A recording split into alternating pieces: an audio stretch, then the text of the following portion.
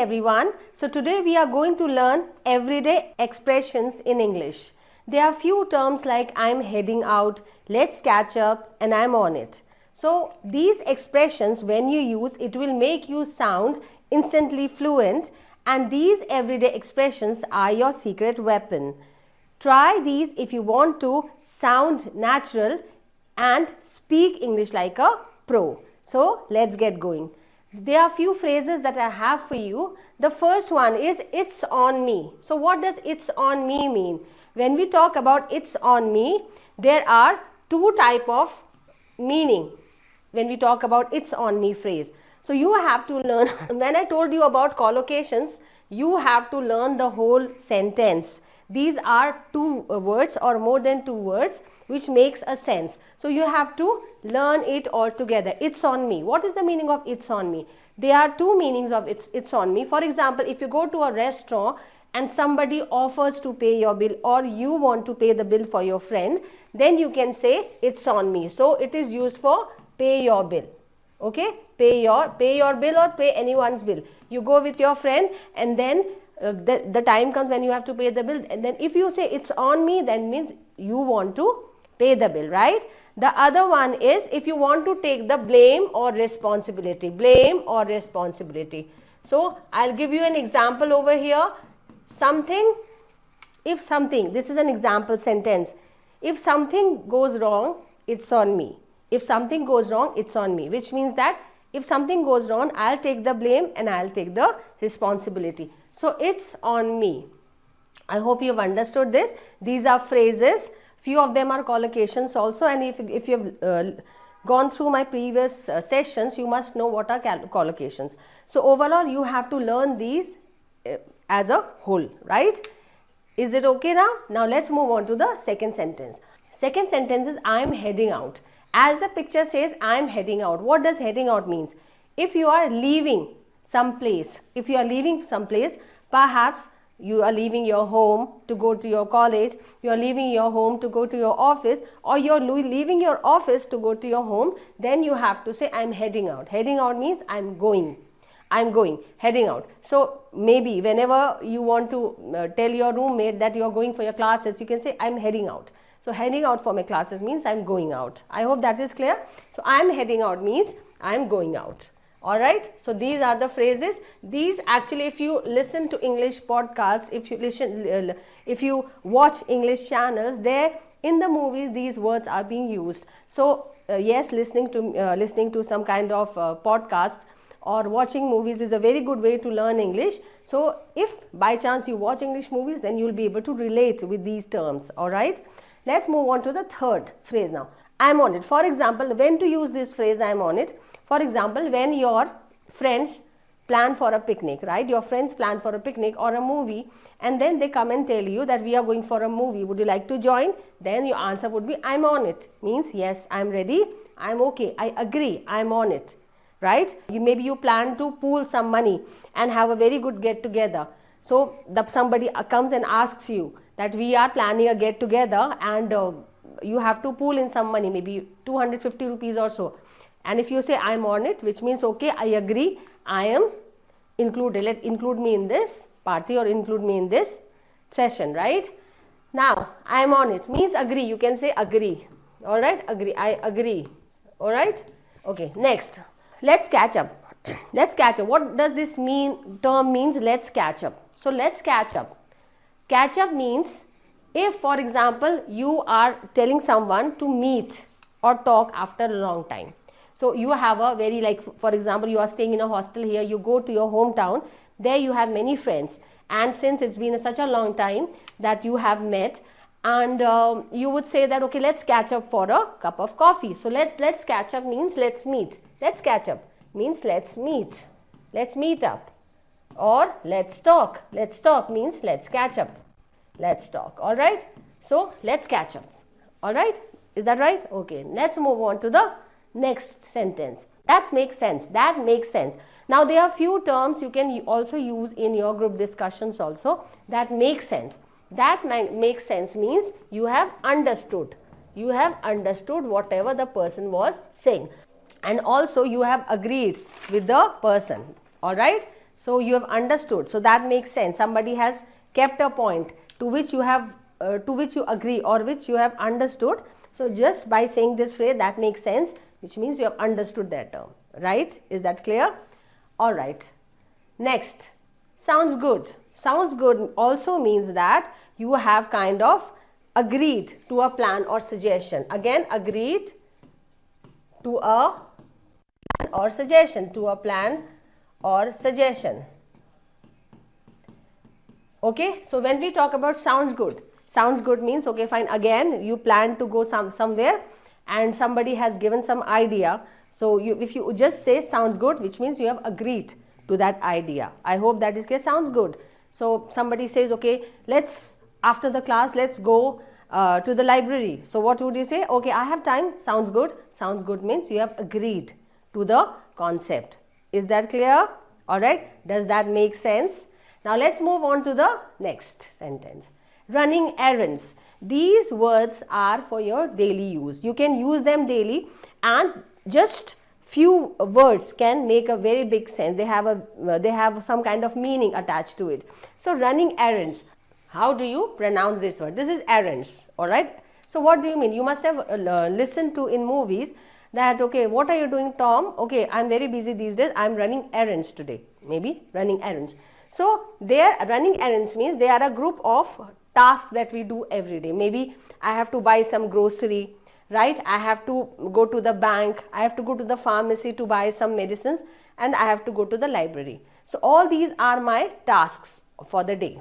So when I say running errands means I have some tasks to do, which are my home, which are, you can say, my home tasks that I have to complete. There are some tasks that I have to complete. So means running errands. So how can you use this in a sentence? I can't meet you today. I have some errands to run. Do you understand? Running errands. Join them, but then you can always interchange errands and running. So I can't meet you today. I have some errands to run. All right. So I have some work to do. I hope this is clear. Now let's move on to the next. Under the weather. What is the meaning of under the weather? You did not come for your classes today. Is everything all right? Are you under the weather? What do you mean under the weather? Under the weather means feel sick. Sick, not well. Sick or not well means under the weather. All right.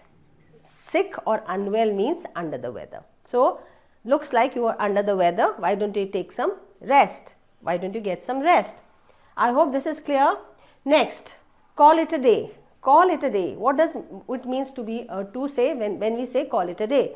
Call it a day means to stop doing something, to stop doing something. To stop doing something. All right, it means call it a day. For example, you all are studying, you are doing a good group study, and then you see that it is already late. It is 10:30 or 11. It's time for you to retire to bed, right? It's time for you to go to bed. So you can tell your friends, okay, let's call it a day because it's very late. So call it a day. To stop doing anything, not only just study, to stop doing anything, to stop working also means call it a day. I hope that is clear.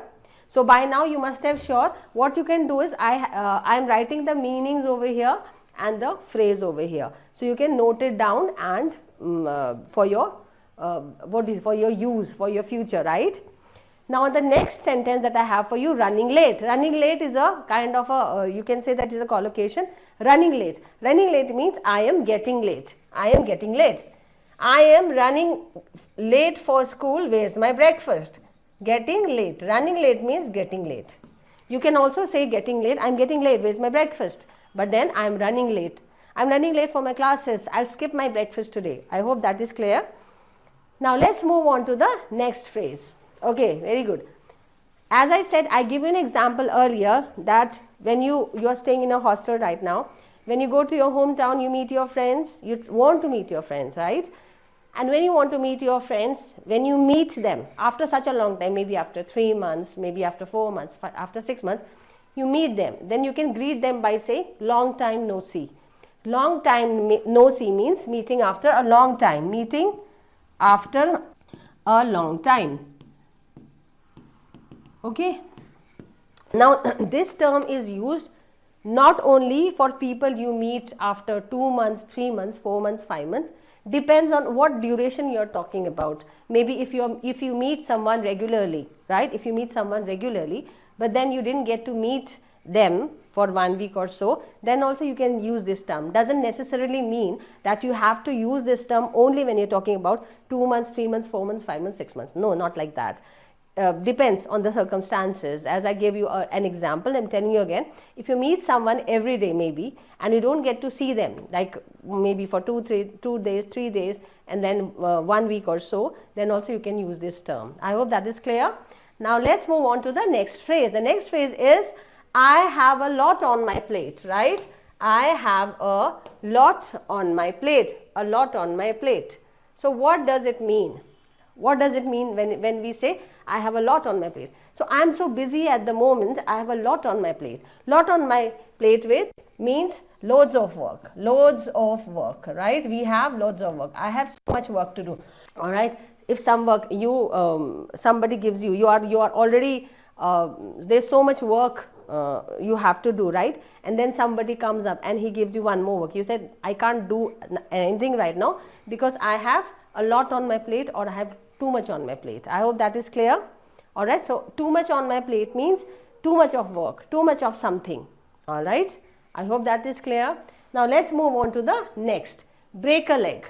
Break a leg means here when you want to wish someone, although this is something very, what do you mean? Break a leg is not a good term, but when you say break a leg means to wish someone, all right, good luck. Break a leg, go, break a leg means wish someone good luck. So this is a little bit opposite, but yes, you can say when you wish someone, then you can use break a leg. Next, a perfect storm. What do you mean by a perfect storm? Perfect storm means too many problems at once, means perfect storm. Too many problems means perfect storm. All right, now let's move on to the next. You can always count on me, right? There's an English song also, you can count on me. By 1, 2, 3, I'll be there. So what is the meaning of count on me here, right? This is a very nice song on friendship by Bruno Mars, right? So he has sung this song, Count on Me. This is one of the phrase. What is the meaning of count on me? Count on me means you can always trust on me. I will always be there for you is the meaning of the phrase count on me. So whenever your best friend is in trouble, or whenever your friend comes for suggestion and there's some problem with one of your good friends, so you can always console her. You can always say, tell her or him that don't worry, you can count on me, I will always be there for you. Count on me means support, kind of support provided, support. Okay, means count on me, I am always there for you. Trust, assurance, that is the meaning of the phrase count on me. You can always count on me, I can always count on you. You can say that also, I can always count on you. She can always count on him. Is that clear? Ball is in your court. What is the meaning of ball is in your court? Ball is in your court means the ball has been thrown from this side to this side. Now it is this person's choice what to do. So it is like giving the authority to the other person that okay fine, I have given you the authority, now it is up to you what you will do. The ball is in your court. Alright. So there are two people in a scenario and one person gives the authority to the other person, or the other person has the authority, then the ball is in his court to decide. Is that right? I hope that is clear. Next, here are few phrases that I am going to tell you according to the situation. For example, when you ask someone for help, what are the phrases that you can use when you ask someone for help? There are few phrases. Please help me is very common, but then yes, we want some kind of varieties whenever we speak in English. So what type of phrases are these? So the first phrase when you ask for help is, could you do me a favor? They are different. Like for example, when we thank someone, there are many phrases for that. For example, when we thank someone, other than saying thank you, we can use many phrases like I appreciate it, all right, I'll appreciate it, and I'm really thankful to you. There are few phrases like this. So these we are doing such phrases only. So could you do me a favor? Could you do me a favor? Can you please tell me this address? Could you do me a favor? Next, can you give me a hand? Can you give me a hand? You are carrying a very heavy bag, or you are carrying some heavy stuff, and you need someone to carry that half burden from you. So you can say, can you give me a hand please? Can you give me a hand just to help? Next, I could use some help. I could use some help. Maybe I can take some help. I could use some help. Fourth one, mind helping me with this. Mind helping me with this. So these are the very polite way of asking for help. I hope that is clear.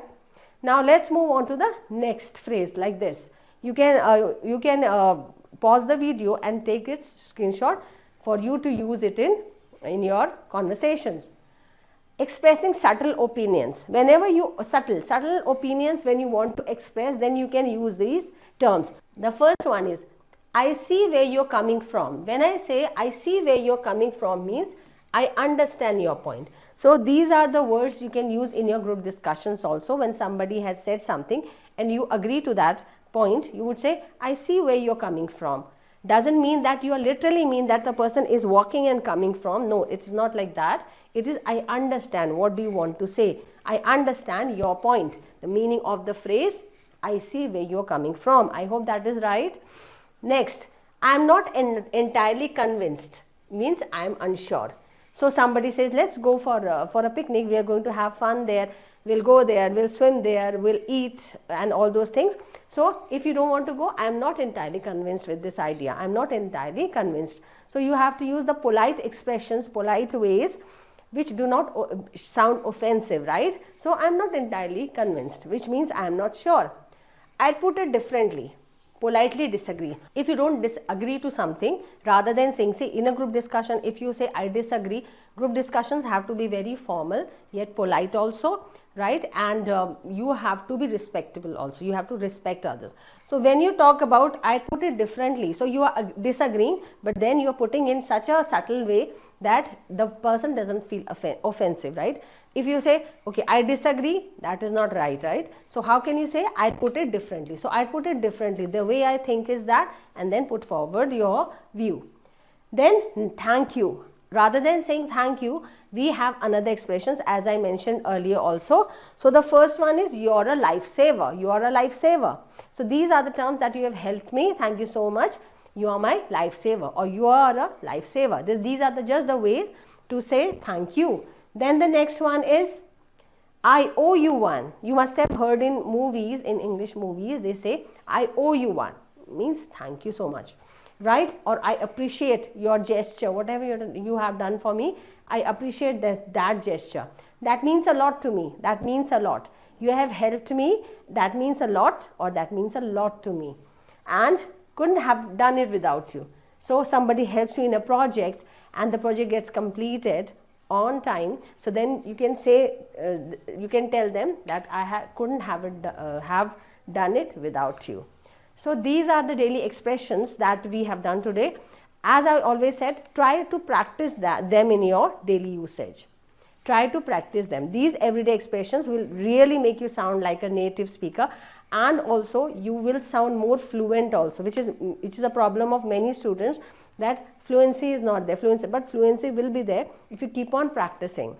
The only thing we do is that first, whenever we try to speak in English, we first think in Hindi, then translate it, and then we speak in English. That takes a lot of time, right? So when you start thinking in English, then it is going to help you a lot. You will take less time to put forward your point. All right. With this thought, I'm going to end this session today. See you tomorrow. Do practice all these things and do like the videos, because by liking the videos, I will be able to understand what kind of content do you like, and I'll get you more contents like that. Thank you so much. Bye-bye. Kindly subscribe DDA YouTube channel and don't forget to press bell icon.